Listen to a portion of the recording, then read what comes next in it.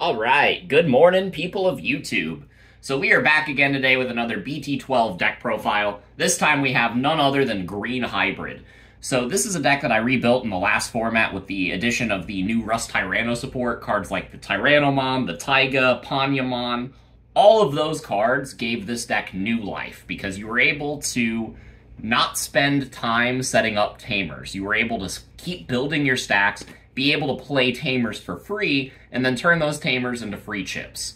Now this deck gets even better with the addition of Quartzmon. So you can basically take a JP, evolve it into a hybrid for just one memory, evolve that into your level 5, play the Tamer for free, go into Rust Tyranno for virtually nothing, and then go into the Quartzmon for basically just the memory that you spent on the level 5. This deck gets insane now with combos like that. You can pump Quartzmon out like no other, and with all of your Digimon and all of your Tamers, you're gaining a bunch of memory back off that Quartzmon play. In addition to just being able to chip your opponents down, be able to stun their board, and do things that Green Hybrid was able to do in the past, just better now. So if you guys like this kind of content, make sure you guys like and subscribe. Without further ado, here are the Digitama. So I got 1 copy of Panjyamon for the extra draw power, and 4 copies of Tyrannomon because it's more consistent draw power. I do value 5 eggs in this deck because I am playing Mimi. So yeah, these are the ones that I'm choosing. I think the Tyrannomon is the most important. The Pina is pretty up in the air. Like, you could change that for like a gummy or something, but I'm not playing as many suspend cards as I am just beat over your opponent's dude cards. So for the Tamers first, because this is a Green Hybrid deck, we got 4 copies of JP and 4 copies of the new Taiga to start. So these cards are absolutely fantastic. Like I said, JP can let you evolve into a hybrid for just 1 memory. Its inheritable effect is piercing. You don't have to have hybrid for that effect to carry up, so you can get piercing on cards like Rusty, and that's absolutely fantastic.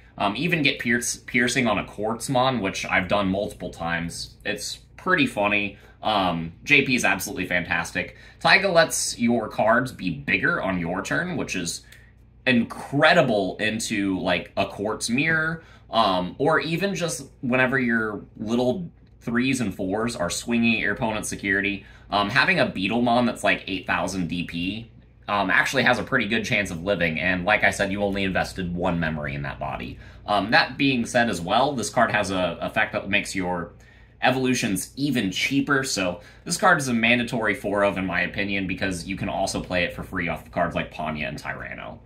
To round out the Tamers, we do have 2 copies of Mimi and 1 copy of Mimi Joe.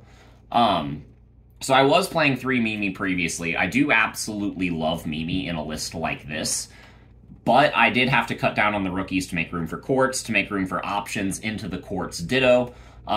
So I did cut down the Mimi to 2. I think that is the correct decision because this deck can play off of just 1 memory. But whenever you draw the Mimi, you get to play it for free off of Panya. So it's one of those cards that you want to see it early, but you have so many cards to search it that I don't know if you need 3.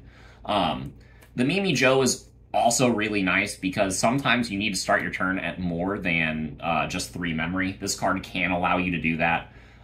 It gets value off of cards being suspended, which this deck does a lot of, and it lets you draw into more cards, which is also pivotal for this strategy. So these are the Tamers that I'm playing. We will go straight ahead into the rookies. We'll start off with a bunch of floodgates. I got 4 copies of the Memory Blocker Tyrannomon and 4 copies of the Panjyamon that says players can't play Digimon by effects. So with these rookies, what you want to be doing is you want to be stopping your opponent from doing as many things as they can. So stopping a Goonymon from being able to play Flamemons, for instance, or Machinedramon from being able to play another Machinedramon, or Beelzemon X to be able to play an Impmon. All of these are effects that the Pamu blocks. The Tyrannomon is also really good into the Beelzemon matchup. Sure, Beelzemon has a really easy time removing level 3 floodgates, but by putting these cards in play, especially in multiple numbers, you force your opponent to actually commit to doing that before they extend their own combos. So I think these cards are absolutely fantastic, and especially since you can put them into play for free with Mimi, I value maxing them out. So for the rest of the rookies, I got 3 copies of the Agumon that lets me search Tamers. It also has an inheritable effect to give me plus 2,000 if I have a Tamer in play. It's mostly in here for that inheritable effect. If I have to hard play it, I can get value off of that as well. But being able to be, 2,000 bigger on my turn is absolutely fantastic. The last rookie that is green that I'm playing is the single copy of the Tyrannomon from EX2. I wanted to try this card out just because it, whenever you play a Tamer, you gain a memory. And its inheritable effect is another plus 2,000, which is really nice. But this is the weakest card in the deck, and I would consider cutting it. It's just, I really love the art on this card, so I was trying to make it work. And it does. I think there are better options, but if you just need a 12th rookie and you don't really care what it is, this does the job. We did take Rapidmon out of this deck. This card was a 4-of in the previous format because of Rapidmon, but because we are not playing Rapidmon, we are not maxing this card out anymore. So the last rookie I'm playing is a single copy of Beelzemon. It also helps us get more memory as well as helping us get more pieces, and we can actually gain memory by evolving off of JP with this card, which is pretty funny. This card is also entirely cuttable if you want to bump up the Mimi count or bump up the option count or something. But I think Beelzemon is a strong searcher, and it's worth playing in this deck, especially since, you can evolve for free if this card is in play, just once per turn, and then be able to chip with this card after it's served its purpose. Like, it does everything that the deck wants to do, so it's a really easy addition, but it's also a really easy cut because it's not a green card. So going into the level 4s, we got the 4 copies of Beetle and the 3 copies of Metal Kabuteri. These cards are helping us win the game really quickly by being able to just evolve and swing. Beetle lets us search more pieces. Metal Kabu lets us suspend lower level dudes. And especially with the piercing, this card really comes in clutch. Being able to remove an Itmon and pierce through to security is always good. And this is one of those things that if you're, putting enough bodies in play and swinging with enough bodies, it doesn't matter how much removal your opponent has. Unless they're playing board wipes, you're going to be able to chip them down. And this is a really, really effective way to do it. The last level 4 that we are playing is 4 copies of Tyranno. This card not only has an inheritable DP boost if you have a Tamer in play, which is, again, really nice. Being able to hit, like, 11,000+ power off of just a Panya is pretty funny. And then, whenever we play or Digivolve into this card, we get to play a 3-cost Tamer for free. So, this card is absolutely great. Play Taiga or JP. Being able to promote a rookie, evolve it into Tyranno, and then, like, pass off of Boko or something to grab a hybrid for next turn, and then being able on the next turn just gain a bunch of value off of that evolution, off of that JP. This is a really good card for this deck. Even hard playing it for 5 feels good in this style of deck, and it's a really amazing card. And I just wish there was another card in the format that did a similar thing, because the closest we got is the EX1 Tyrannomon, and I don't want to play that because I don't think I can. But for the level 5s, going into it, we got the 4 copies of the Panjyamon. This card lets us play any Tamer from our hand for free whenever we Digivolve into it. Absolutely fantastic. The inheritable is never going to come up, though. And then we have 1 copy of Metal Tyranno, giving us 5 level 5s in the deck. I felt like this was an even number that I liked to see because I only play the 4 copies of Rust Tyranno for the level 6s. And so this kind of rounded out the ratios pretty nicely. The Panya is by far the most important just because it lets us play Tamers for free. But the Metal Tyranno is really nice. Sometimes, you're playing against something like Wargreymon, and they have a big, like, 20,000+ blocker that can block multiple times, and you don't want to deal with it that turn. It only gets reboot once. So you're just going to evolve into Metal Tyranno, suspend it down for a turn, and put your opponent in check. It's a really neat card. I don't think we need multiple copies of it anymore because I think I like this ratio of level 5s, but if I was going to bump up the level 5s, I would just include more copies of this card because it's absolutely fantastic, and I really don't like Mamemon. I like being able to play Tamers from hand rather than having to search the top of the deck for them. So yeah, that's my opinion on those level 5s for this deck. So we have just the level 6s is the Rusty. Rusty gets cheaper for every Tamer we have in play, which is absolutely fantastic. And if it kills something, we get to unsuspend it. Combo's really nice with the Metal Tyranno inheritable. It combos really nice with just your massive DP buffs. Being able to evolve into this card with like 19,000 power and swing over opposing Quartzmon is always really good. Yeah, Rust Tyranno is absolutely fantastic, and I think it's the only level 6 you want to be playing. For the last Digimon in the deck, we got the 3 copies of Quartzmon. We're playing 3 because in the matchups that you need to see it, you can just see it and win the game.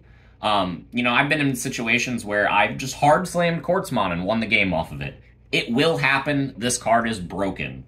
I don't think you should play 4 because 4 seems clunky. 3 seems like the sweet spot. Yes, you will see multiples before the time that you drop it, but like, you want to be able to drop this card because most of the time dropping this card just wins you the game. And yeah, so that's it for the Digimon. For the options, we got 2 copies of Grandel Soul.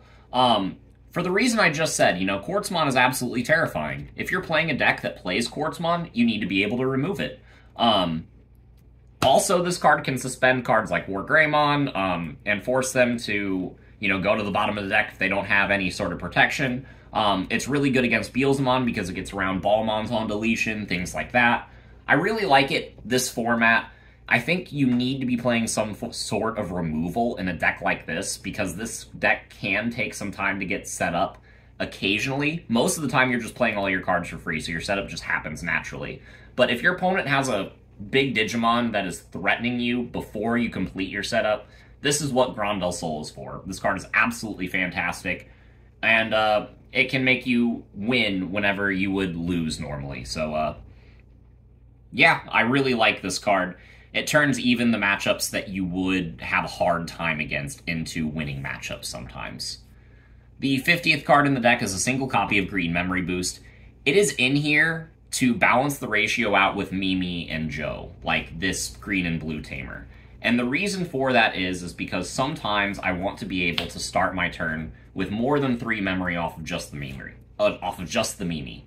And having 2 cards in my deck that allow me to do that, I feel like is pretty good because I only need 1 turn to burst in order to gain the game back if I was ever behind. And both of these cards serve the same purpose. I didn't want to double up on Mimi Joe. I wanted to have some card that helped me search as well.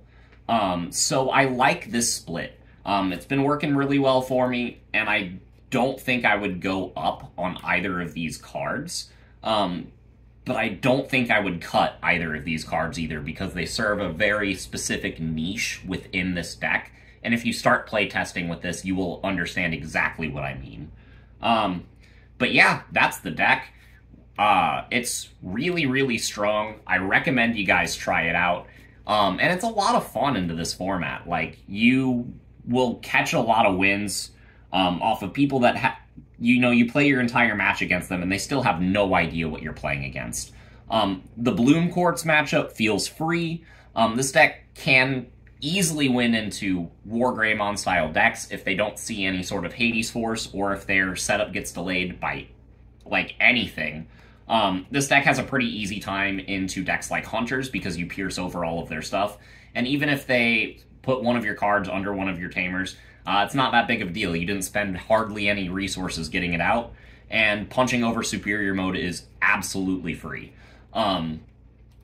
And yeah, I need more testing against Beels, but we have a lot of the stuff in here to help us against that matchup.